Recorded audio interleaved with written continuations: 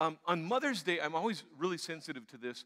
I think on Mother's Day and Father's Day, in all honesty, there are people that avoid coming to church for this reason. They wanted to be a mother, but they're not a mother. They've never been married. They've been unable to conceive. Maybe at one point they were a mother. They were pregnant, and in some point in their life they had this abortion in their life. There can be a lot of reasons that they feel a sense of not belonging on Mother's Day. Dad's the same thing. I've messed up. I've been through the divorce. My kids aren't around. I'm away from my whole family, that whole kind of thing. And we applaud dads, and here I am. I feel like a failure, that whole kind of thing. And that all brings this element of emotion that people deal with. We talk sometimes about guilt in the church. But let me just talk to you for just a few minutes today about something that I think goes deeper than guilt. It's called shame. I mean, guilt is kind of a surface thing, and moms feel guilt all the time when they go to the grocery store, and, choosy mothers choose Jif, but I can only get the store brand, so you feel some guilt there. And then you go through the produce, and you go through all the vegetables and everything. You should be feeding your kids all this kind of stuff, and then you look at the price tag, and you go for the canned corn, cream corn, maybe even, that kind of thing. A sense of guilt. But shame is different. And shame doesn't only affect women. Shame affects everybody. Shame is this thing that stings deeper than just guilt. Shame is this thing that causes people to want to hide, to withdraw. In a woman, shame says, am I a good mother? Am I a good enough wife? Am I a good daughter? And shame makes people want to put on this certain appearance when you go out into public because I've got something to hide. Shame stings deep in the heart. It says, don't ask me about my marriage. Don't ask me about my parenting. Shame says, don't ask me about my past. Don't even ask me about my present. Don't ask me about my marriage, and don't ask me about me. And sometimes we experience trauma in our life. You experience trauma maybe as a child, a little girl, maybe even as a young boy. And then trauma sets us up to bear this shame deep in our heart. And then the thing that follows shame is making destructive decisions and choices, which just makes the shame and the feelings of shame that much worse, and it leads to a self-destructive kind of a lifestyle. And trauma can so easily become the stage where shame seems to perform so well in our lives. And we don't talk about those traumatic events very much because of the shame that is associated with it. The women that are here understand the sense of shame standing at the store and ready to go through the checkout, and the line is long, and you start to page through a magazine, and you see everything that you're not. There's the social shame that women can feel, and any of us in this room can feel that social shame that says, you're ashamed. You feel shame because of your body. You feel shame because of your image. And then we just punish ourselves a little bit more. We open up our tablet, our phone, we get on the computer, we go to Facebook. And on Facebook, we see the lives that all of our friends are living, but we will never live, and we're not invited to live that life either. You'll never be a part of it. And it just exacerbates the shame that we feel all that much more. Some people then believe because of my shame, the only way to get myself out of this pit of shame is success. If I can just get the award, if I can get the recognition, if I can get the trophy, if I can get the position, if I can get the promotion, if I could just make something more of myself, I can elevate myself up out of this shame, and all of the success now comes into your life, but it doesn't deliver. Because even though there might be success and you've done very, very well, you still lay your head on the pillow at night and shut off the light. And shame is right there again. It happens to all of us. In a marriage, shame destroys intimacy. I don't want to be vulnerable with the one that I love because I have a past and there's things that hold me back from becoming the kind of person I want to be. And that whole thing started all the way at the beginning of all of our stories. All of our stories begin all the way back in the beginning of the Bible called Genesis. And we know that God put this tree in the middle of the garden to test the obedience, the loyalty of Adam and Eve. And Adam and Eve disobeyed, and they ate of the fruit of that tree. And the moment they ate of the fruit of the tree, the consequences were that they felt shame. And the way shame lived its way in the lives of Adam and Eve, that immediately when they felt the shame, they knew they had to hide. They hid from one another. The intimacy that they had with one another was now destroyed as they tried to cover their nakedness and their shame. And then when God comes walking into their lives, as he did each and every day, to have a conversation with them, they hid from God. And that's what shame does to us. People that stay away from the church want to stay away and alienate and distance themselves from Jesus because they feel this sense of shame on the inside of them. And that's what shame does. Shame says, I need to move away from Jesus because I don't want the truth of his piercing, loving gaze to touch my life. But I want to tell you today that Jesus is not elusive when we feel shame. I want you to know today that you can press through the crowd, that Jesus is waiting for you to come and connect with him and be close to him in spite of whatever it is that makes you feel that sense of shame in your life. Let me share with you a story that I think kind of lays that whole thing out. If you want to follow along today, I'm going to be in a New Testament book, the book of Mark, chapter 5. I'll put the scriptures up here for you. Mark, chapter 5. It's Matthew, and then Mark, and then Luke, and then John. This is one of those that heard the stories of Jesus' life and got all of the details and wrote them down. He writes to a largely Gentile audience. His name is Mark. And in Mark chapter 5, let me just tell you who the characters in the story. I want you to know the characters in the story. Always the star of the story, his name is Jesus. Jesus is the star of the story. Co-starring with Jesus is a woman. She's an unnamed woman. Other characters in the story include the disciples of Jesus, those who followed him wherever he went. And then the extras in the story is the crowd. And you and I could certainly be in the crowd, or we could possibly be the co-star in the movie alongside of Jesus. Maybe we fit in there. Here's how the story plays out. One day, Jesus is doing his ministry. He's walking along, and wherever Jesus went, a crowd always gathers around him. Who wouldn't want to be a part of what Jesus did? And on this particular day, there was a guy in the crowd that said, Jesus, Master, you've got to come to my house. My daughter is dying. I need you to come. And so Jesus starts to move through this crowd of people. Robin and I just kind of lived in a crowd of people the whole time. I mean, California is crowded. You know what we learned in California? You drive really, really fast to get somewhere to stand in a crowd and wait. That's kind of what you do in California. In North Dakota, there's no crowd. You just drive a long time to get somewhere in North Dakota, right? And Jesus is moving through this crowd of people, and in the midst of this movement of Jesus and this man through the crowd is going to be interrupted by a woman. Mark chapter 5, verse number 25. A woman in that crowd had suffered for 12 years from constant bleeding. Let me just pause here for a little bit, because if you don't understand all of the nuances that go with this one verse right here, you can kind of miss the emphasis of the rest of the story. We would understand this to be a menstrual type of bleeding that this woman had. And here, understand that if you're a Jew living in the Jewish community, you had religious law you abided to. There was a civil law that you abided by, and then there was a moral law. Under the auspices of religious law, there was such a thing as either being ceremonially clean or ceremonially unclean. If you went back in the Old Testament, if you were a teenager and had a zit, you're ceremonially unclean because you got this oozing coming out of your skin. How many glad you're not a teenager?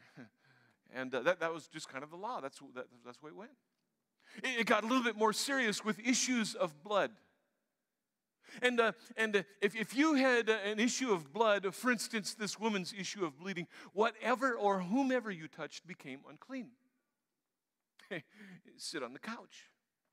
Person comes and sit on the couch after you. They become unclean. You go touch a person. They're unclean. Wherever you went, now this woman for 12 years goes along with the stigma that whomever I touch and whatever I touch becomes unclean. You could become ceremonially clean, but you understand there was a process and procedure of sacrifice and all sorts of things that went along with this. And so for this woman, maybe I'm reading too much into the story, but in my mind as I read this, I'm thinking, what kind of stigma did this woman bear for 12 years? Knowing that wherever she went, whomever she touched, wherever she sat, it was becoming unclean. I think as she begins to look for a cure for this, people understand and know that she has this infirmity, that she's unclean. And it gave her a reputation. And it gave her a stigma. Kind of like you. Kind of like me. You see, we might not know somebody else's story, but we know our story. I don't know your past, and I don't know your background, but I know mine. I know that any one of us in this room can carry a stigma because there's a stigma with being divorced. And you haven't been divorced once. You've been divorced 2, 3, maybe 4 times. There's a stigma with being an addict. Even though you haven't drank any alcohol for years or months, you still call yourself an alcoholic because of the stigma that follows along. You were molested, and you still see yourself as the victim. You were abused verbally, physically, emotionally. You still see yourself under the power of that perpetrator. You were the ex-con. Years since you've been out of prison, but the stigma that follows every time you fill out a job application and you know the question's coming. The stigma of having an abortion at some point in your life. Nobody knows about it. Very few people know about it. But you know about it. And you know the stigma. You know all too well the leg iron that attaches itself to your ankle and the heavy ball and chain that you drag wherever you go. As I read this story, I just kind of wonder if that's this woman's story. That's all of our stories. Shame. Oh, it's deeper than guilt. And all of this kind of stuff makes us want to hide from Jesus. At least to a point. Because sometimes we just cannot bear the pain and the weight of the shame anymore. Here's her story. Verse 26 says that she had suffered a great deal from many doctors. And over the years, she had spent everything that she had to pay for them, but she just gotten no better. In fact, she gotten worse. It's kind of our story. We try to fix things on our own. All of us have tried to fix stuff on our own. I mean, we're independent. We just think, you know what, if this loneliness that I feel lonely, and I feel this aching on the inside, I feel incomplete, and if I just buy this thing, if I just make this investment, if I just gain this acquisition, I'll feel better. Some of you are in deep debt because of the hurt in your heart. It has nothing to do with financial irresponsibility. It has everything to do with the hole in your heart. Some people think if I just get the right relationship, if I just marry the right one, everything in my life will be all right. And so we try to fix ourselves that way. We try to medicate ourselves. Look at the whole opioid addiction that we have in America today. Because people hurt. And this is seemingly the answer, the solution to my problem, but it doesn't get better. It only gets worse. Verse number 27 says that she heard about Jesus. She heard about Jesus. Jesus has a reputation. I've used up all my options. I've explored every opportunity that I have to try to fix the problem in my life. Not just physically, but emotionally as well. And none of it's worked. And Jesus is just another option. Where else do I go? And so she heard about Jesus, and she came up behind him. She's using the crowd. Now, understand this. This is a woman that I'm thinking if there was the stigma of making people unclean, she's using the crowd for her cover.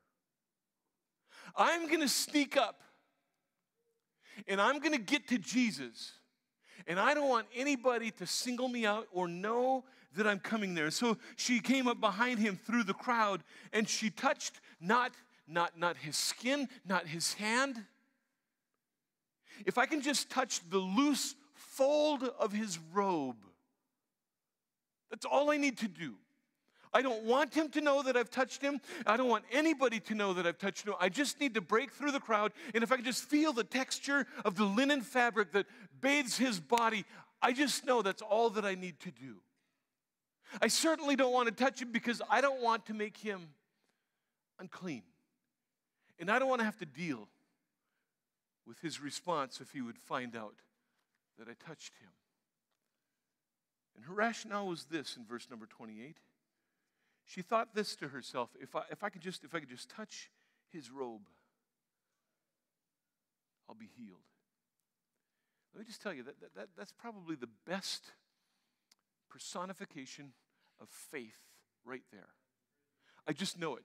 I know that if I can get to him and just touch him, I'll be healed. I just know it. She was expressing faith in the best way possible. I'm telling you today, church, don't you let the crowd ever hold you back from touching Jesus. Don't let their opinions of you, their thoughts about you, don't you let anybody hold you back from pressing through the crowds, getting to Jesus and touching him and getting what you need from Jesus. He's availing himself. Jesus was not elusive in the crowd. He didn't see the woman coming through the crowd and duck under and try to get away from her. He made himself available, and he's doing the same thing for anybody in this place or around the world that wants to make an effort to walk towards Jesus. He avails himself. He makes himself plain right there to be touched by any of us in this place. Look at the results. I love the results. Verse number 29, immediately. Not gradually, not I think so, not maybe, immediately. Immediately the bleeding stopped, and she could feel in her body that she had been healed of her terrible condition. Immediately. Can you imagine this for just a moment? For 12 years, this has dogged her. For 12 years, this has been the ball and chain. For 12 years, this has been the thing that she thought about when she drifted off to sleep. It was there when she got up in the morning. She knew what her body felt like when it was sick. She touches the robe. I don't think she even had to grab a hold of it. She just touches that robe. Immediately, she's healed, and suddenly, she's can you imagine the feeling? She just knows, but she has to hold back her elation so that nobody knows that she touched Jesus because there was a stigma. And I think when she realized that she was physically healed, I just wonder if in her mind she began thinking about all of the other possibilities. I don't have to be ashamed anymore. I can go out in public. It's okay if I brush up against somebody. I can sit down or lay down wherever I want to. I am truly free. I am truly free. I am complete. You see, Jesus doesn't deal with just the human part of us. He doesn't deal with just the body. He gets right down to the soul of a person. And he did the same thing with this woman. And I think for this woman, I wonder if she began to realize all of the potentials, all of the possibilities. She was a free woman, and she was a whole person. And why would Jesus want anything less for any of us sitting in this room today?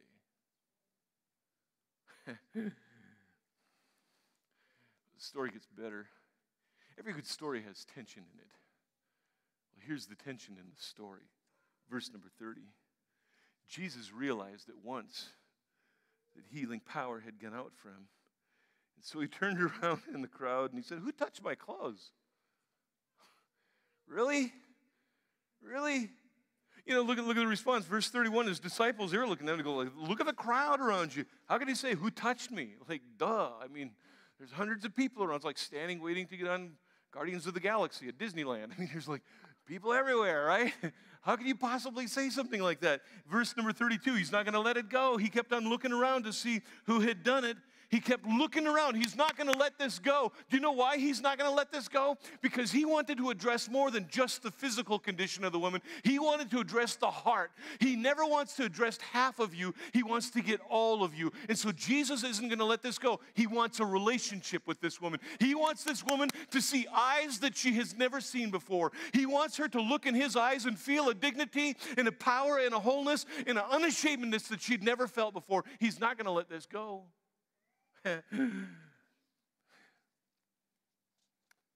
Well, the woman who's so used to hiding was trying to hide in the crowd that day. Let me ask you this. Do you try to hide from Jesus? Do you know people who hide from Jesus? Like, I'm only here because I'm here because I read on Facebook that the most loving thing you can do for Mother on Mother's Day is sit next to her in church, so here I am. You know. doing the obligatory lunch for mom, kind of thing. And the reason you're not here is because you got stuff to hide. The unclean woman touched Jesus. I wondered this as I read the story. I thought, maybe one of the reasons she was hiding was, how would Jesus respond if he found out I touched him? Would he yell at me? Unclean woman, how could you do this? Great, I got up clean this morning, you touched me, you wrecked it. Shame on you. Sometimes we view God the way we have seen and experienced our earthly fathers. All of us in this room, most of us in this room, with the exception of me, have lied to your parents. And the reason that we lied to our parents was about self-preservation. Did you eat all those cookies? No. I mean, you ought to confess, but if you do, you're not going to sit down till Sunday, and even then it's going to hurt. And we learn that when it comes to approaching God. I don't want to be honest with God, because what if he shames me? I already feel shame. What if he yells at me? What if he rejects me? What if he's angry at me? What if he hates me? I'll just hide out in the crowd. I know what I want from him, but then I just want to get what I want and be done with it. But Jesus doesn't let it go that easy. The story goes on, it says, verse 33, the frightened woman trembled at the realization of what had happened to her, came and fell on her knees in front of him and told him what she had done.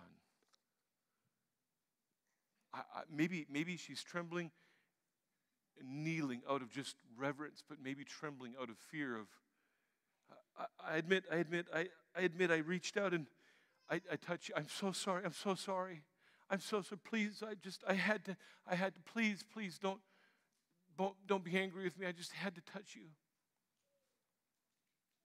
I think that's the way Jesus was approached by this woman. She was healed in body, but Jesus, again, addresses the whole woman. And what he said next, see, I don't think Jesus is done with her yet. And I think that's why Jesus singles her out and looks for her in the crowd. The physical part of her had been healed. And you see, this woman looked up to Jesus. There was something about him. He had a reputation. If I can just touch his robe, I'll be healed. And if that's the way she felt about his physical presence, I think maybe she put some value in the things he would say too. And so Jesus has now addressed the body, but he's going to address her spirit. Verse 34. He said to her, daughter. Can I pause right there? Daughter. There's other places when you read in the Gospels and Jesus dealt with women, even his own mother. He just said, woman. Just said woman. Not disrespectful. It's not like woman. Okay. It was a formal term, an endearing term. But when this woman is kneeling before him, it's an informal term, a term of endearment. Daughter. You know what? I want relationship with you. I love you. If I am your father, I want you to understand this. I wanted you in this world. As your father, would you look into my eyes? In fact, somebody came to me this morning and said, I just feel a word from the Lord to share with the body. She shared it with me, and I said, that's exactly my message. She goes, I just love it when God puts stuff together. Would you look into my eyes and see the perfect reflection of how I see you?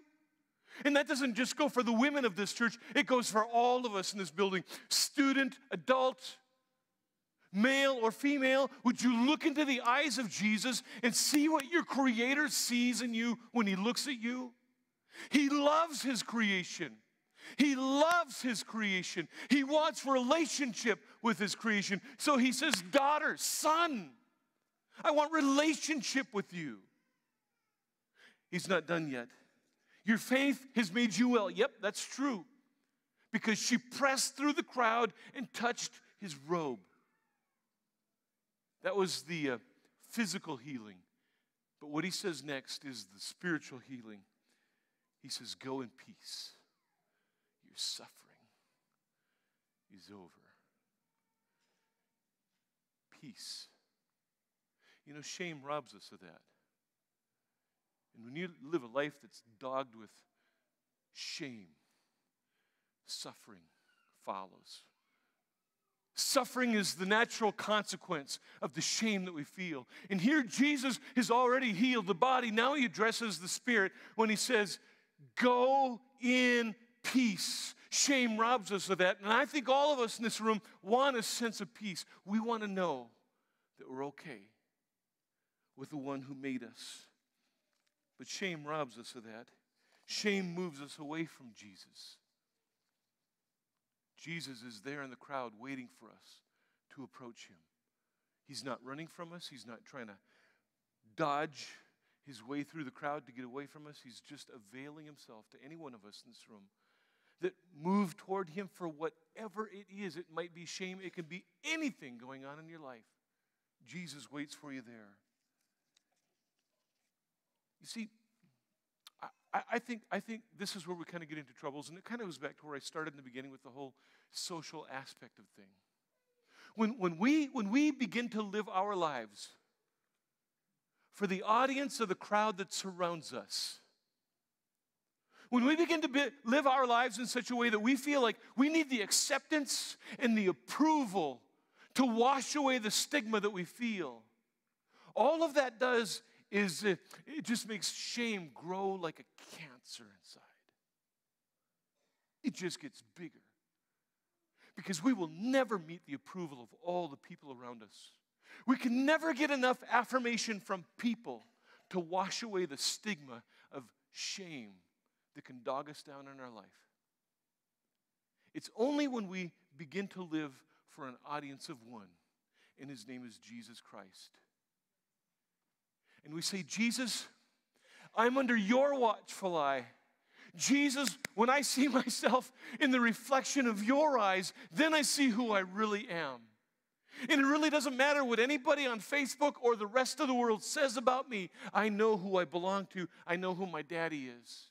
And I will be your child. And I will be a whole person. Stop living your life. Stop living for the audience or the crowd around you. Stop living for yourself and begin living for the audience of one. And his name is Jesus. And you'll find that life suddenly takes on a whole different perspective when you change your audience and stop living for others. Jesus steps in. And when Jesus steps in, he's the only one that can break the chain of shame, that sting that's still there. We talk a lot about physical healing in the church, and I believe Jesus still just can miraculously heal bodies. But boy, I'd love to see the soul healed too. And that's exactly what Jesus would like to do for you right now. Man or woman, young or old, whomever it is that is in this place today. You know what I'm convinced of? A lot of people come talk to me about things that are going on in their life, and all I have to do is hear their story. Kind of like this woman's story. We just read her story. Her story is recorded for us, and I know people come sit down and I begin to just ask questions and hear their story. It's amazing how deeply that shame can penetrate the human spirit, the human heart. And as a result, we make destructive decisions and choices. We do things that we later regret. We don't feel about ourselves the way I think God wants us to feel about ourselves.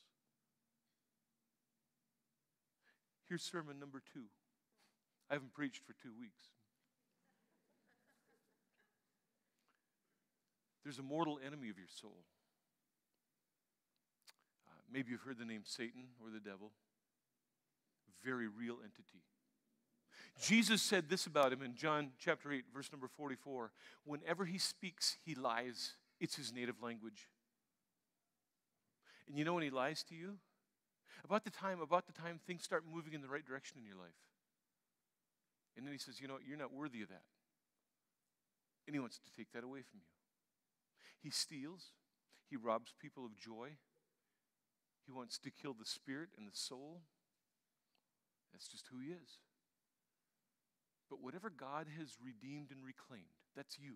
If you've said yes to Jesus, all you've had to do is say yes to Jesus. You surrender to him. Suddenly he's the Lord and the Savior and the master of your heart and your life. And suddenly, there's another voice that speaks into your life. And every time that voice comes into your life and says, you are not worthy, you should feel ashamed. You should feel horrible. And you flip off the light switch at night and you're laying there in bed and you start recalling the past of your life. And the enemy is there to just lie and lie and lie and lie. You stop and say, but I'm a child of the King. I'm a son, I'm a daughter of the King of Kings and the Lord of Lords. And whatever Jesus has forgiven is also forgotten. In fact, Scripture tells us as far as the east, that's east, is from the west. He removed it that far. He's put it beneath the surface of the ocean so deep that it's not even before the eyes of Jesus anymore. That's how Jesus wants you to deal with your past as well.